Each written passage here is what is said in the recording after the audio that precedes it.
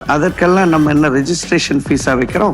இல்ல, அதெல்லாம் முற்றிலுமே இலவசமாகத்தான் நம்ம பண்ணுறோம். முற்றிலும் இலவசம் ஜர்சின் மீட்டிங்கில் சான்ஸே இல்லை. ஏன்னா எல்லா மீட்டிங்லையும் என்ன பேசுவாருன்னு பாருங்க. அப்படியே ₹1 எக்ஸ்ட்ரா வந்தா கூட அதை பவர் சென்ட்ரல் ஹீலிங் சென்டருக்குன்னு தான் நம்ம கொடுக்க போகிறோம். பவர் சென்ட்ரல் ஹீலிங் சென்டர் யாருது? பக்கத்து வீட்டுக்காரன் தான். மிஸ்டர் ஜர்சன் எடின்பரோ சொல்வதை பார்த்தால் யாருக்கோ கொடுக்குற மாதிரி சொல்றாரு. ஆராதிக்க வாருங்கள், ஆண்டவர் இயேசு கிறிஸ்து உங்களை ஆசீர்வதிப்பார். எப்படி அப்படி ஈஸியாக பணம் கொடுத்து வாங்கிடலான்னு சொன்னீங்களே, அப்படி அவர் ஆசீர்வதிப்பாரா? அப்போனா அது வேறொரு இயேசுங்க. ஸோ வருஷம் முழுசும் அவ்வளவு எல்லா மீட்டிங்ஸும் நம்ம இலவசமாக தான் பண்ணுறோம். ஜனங்கள் இலவசமாகத்தான் வந்து அட்டன் பண்ணுறாங்க. நிறைய பேர் இலவசமாக பெற்றீர்கள், இலவசமாக கொடுங்கள். உண்மை என்ன அப்படின்னு சொன்னால், நான் பெற்றுக்கொண்டதை இலவசமாகத்தான் கொடுக்குறேன். போய் சொல்கிறாரு அப்படின்றத இந்த வீடியோ முழுக்க பார்க்க போகிறோம். வாங்க வீடியோக்குள்ளே போய் பார்க்கலாம். வேதத்திற்கு எதிரான கிறிஸ்தவர்களை வறுத்து எடுக்க போகிறோம். வாங்க.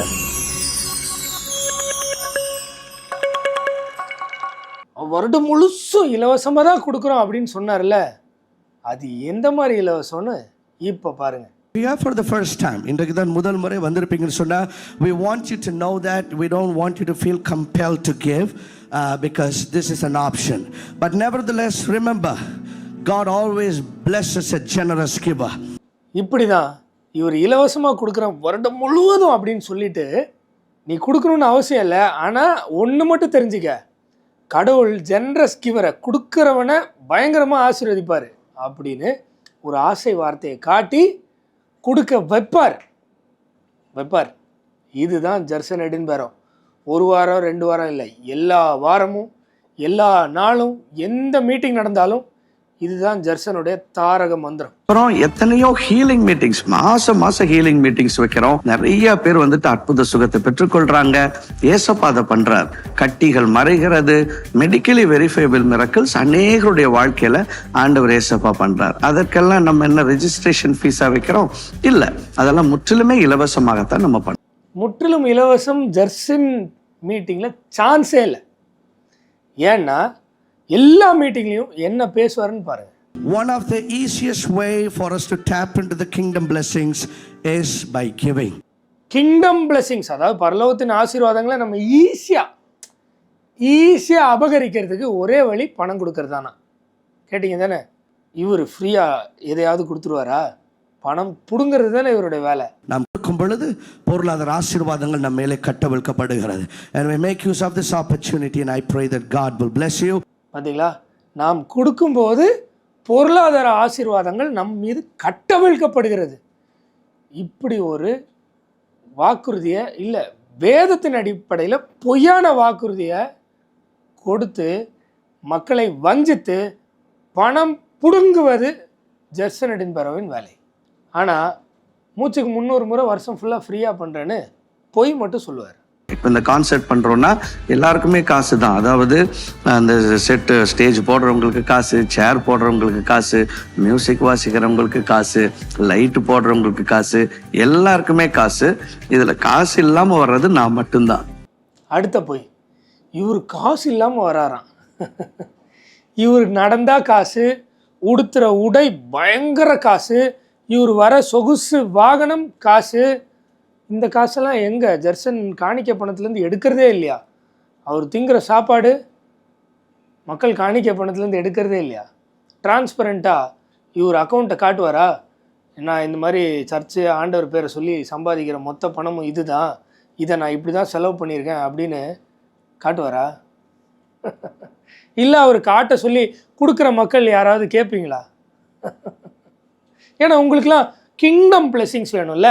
ஈஸியாக அப்படி டேப் பண்ணி பரலோக ஆசீர்வாதத்தையும் பொருளாதார செழிப்பையும் பிடுங்கிறதுக்கு அப்படி சில்லறையாக பணத்தை விட்டு எரிஞ்சிடலான்னு நம்புகிற கூட்டமாச்சே நீங்கள்லாம் எப்பேற்பட்ட சிறுமைப்பட்ட தேவனை வணங்கிட்டு இருக்கீங்கன்னு முதல்ல தெரிஞ்சுக்கங்க. ஏன்னா இந்த வேதத்தின் ஆண்டவரை இப்படி சில்லறையை கொடுத்துலாம் மயக்க முடியாது. I don't take any offering for this. இந்த கூட்டத்துக்குன்னு நான் எந்த ஆஃபரிங்கோ எனக்குன்னு எந்த பைசாவும் எடுக்கவில்லை. இது முற்றிலுமே இந்த கூட்டத்தின் தேவைகள் சந்திக்கப்படுவதற்காகத்தான். ஸ்பான்சர்ஷிப் கொடுக்குறாங்க, அதெல்லாம் ஏதோ ஒரு தேவையை சந்திக்குது, அவ்வளவுதான். ஆனா மொத்த தேவைகள் சந்திக்கப்படணும்னு சொன்னா இந்த பாசஸ் வச்சா தான் நமக்கு அந்த தேவைகள் சந்திக்கப்பட முடியும். இது அடுத்த பொய். ஏன் இந்த ஸ்பான்சர்ஷிப்புக்கு எவ்வளோ காசு வாங்குறாங்க அப்படின்றத நாங்களே இந்த டீமுக்கு கால் பண்ணி நாங்கள் ஒரு ஸ்பான்சர் அப்படின்னு சொல்லி டீட்டெயில்ஸை கலெக்ட் பண்ணோம். அந்த ரெக்கார்டிங் இந்த வீடியோ லாஸ்ட்டில் அட்டாச் பண்ணி விட்றேன். மக்கள் நீங்கள் பார்த்து நியாயமாக முடிவு பண்ணிக்கோங்க. ஏன்னா இவங்கள்ட்ட குறைஞ்சபட்ச ஸ்பான்சரே 1,00,000 ரூபாய்.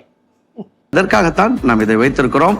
எனவே இதிலிருந்து ₹1 கூட எனக்கோ என்னுடைய பாக்கெட்டிலோ வருவதில்லை. அப்படியே ₹1 எக்ஸ்ட்ரா வந்தால் கூட அதை பவர் சென்ட்ரல் ஹீலிங் சென்டருக்குன்னு தான் நம்ம கொடுக்க போகிறோம். பவர் சென்ட்ரல் ஹீலிங் சென்டர் யார் இது? பக்கத்து வீட்டுக்காரன் தான். மிஸ்டர் ஜெர்சன் எடின்பரோ சொல்வதை பார்த்தால் யாருக்கோ கொடுக்குற மாதிரி சொல்கிறாரு.